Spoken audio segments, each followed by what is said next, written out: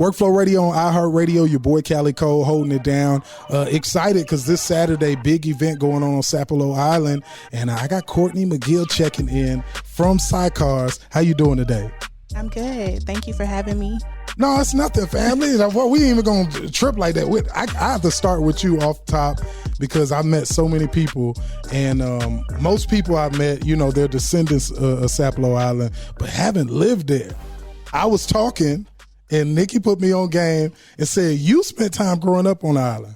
Yes, I did. I moved to the island when I was in 8th grade. And I went to school every day, back and forth, taking the boat to school. And really got the full island feel. It's a beautiful culture and community that helped raise me. So now let me ask you this. At that time, you being on the island, did you have like this mindset of like, oh, this is boring, I don't want to be here?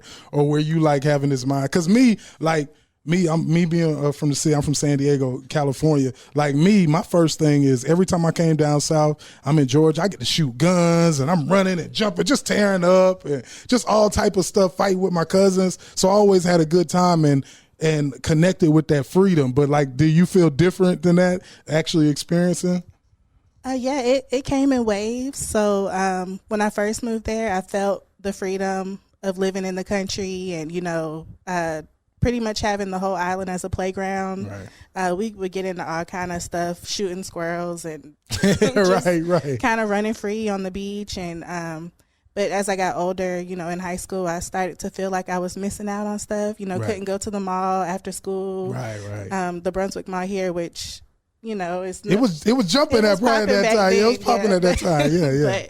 But little things like that, I did start to feel like I was missing out on. But now that I'm older, I appreciate what I was exposed to all those years and just the beauty of it and how it connects us back to our ancestors. Definitely in an era of appreciation now. Right. Definitely. And just thinking about how the world is and how everything is happening, I feel like our generation, like even if it's only for a moment in time, like that's almost like heaven, getting back to that place and how things are going. Even you, like now you being grown, there's a different type of perspective on life and what it means. How do you think in the community we get more people? Because most of the people in this community, all up and down coastal Georgia, even you go to South Carolina, there's a lot of connections to the Sea Island lifestyle or just Sapelo Island. And like, how do we get the kids to understand that, or you think that's something that they can only understand when they get older? I think what needs to happen is like a bridging of the gap between the elders and the young people. Right. I think if elders, reach out to the younger generations, recognizing that, this is a culture that we have to retain, and if young folks, took the time to speak with their elders, just kind of bridging that gap in between families, in between generations, to help instill, that value. I think that's a big piece, of what would help But even with you saying that, not even to cut you off, you know how hard it is talking to our folks, like our older folks. I used to have to I had to pull my grandma. Like, I remember being 18, 19 years old, pulling these stories out of my grandma. Like, they don't talk about it. Like, and it really has to be you to kind of push them. Like, is there any way, like, do you think the elders could be more open to that? Or are we just the people who are going to kind of have to fix that? Because it could be hard talking to elders about that time period. That's true, yeah. A lot of older folks do have a hard time opening up. I guess the other piece would be just taking the time to learn, to go to places like Sapelo, like the Harrington School on St. Simon's, anywhere, like Nikki said, along the Gullah Geechee corridor, just taking the time to really look into the resources that are available, the museums and the different organizations, and kind of teach yourselves where those gaps are that maybe your elders aren't, opening up as much. I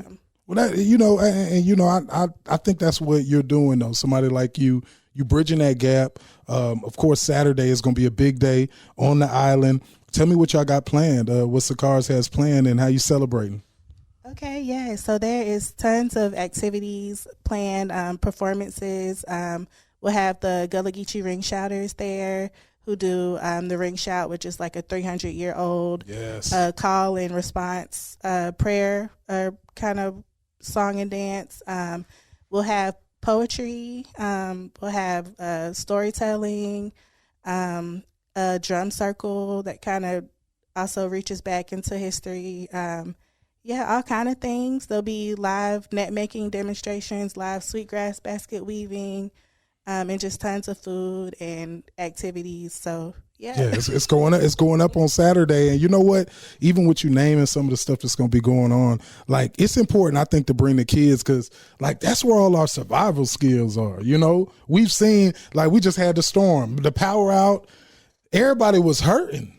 But would anybody be hurting on the island like that? Like, day to day, that there's certain things that you've seen with stories from hundreds of years ago of them making it through storms and surviving it. So like a lot of those survival skills, even things that we could do for ourselves, is right there, but the kids have to have opportunity to see it. And that's what's so good about Saturday.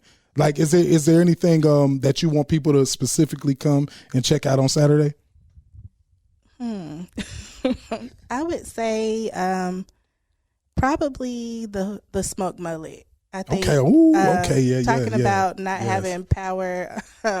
That's something they make it, under the oak trees with a fire and a smoked like a grill that's just out in the open under the trees and over the fire.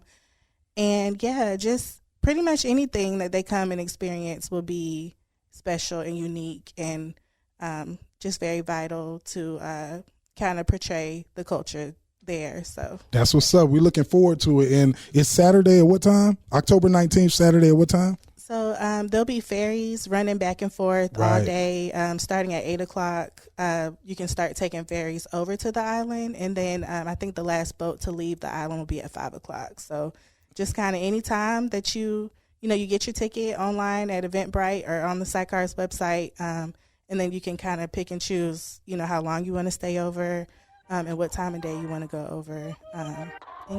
So that's what's up. That's what's up. I'm looking forward to it this Saturday, October 19th. Make your way, celebrate on Sapelo with SICARS. And I appreciate you coming in, Courtney. Anything y'all need, let me know. And you know what? Continue to hold it down for the home team. That it is what it is. Thank you so much. Hey, no problem. iHeartRadio.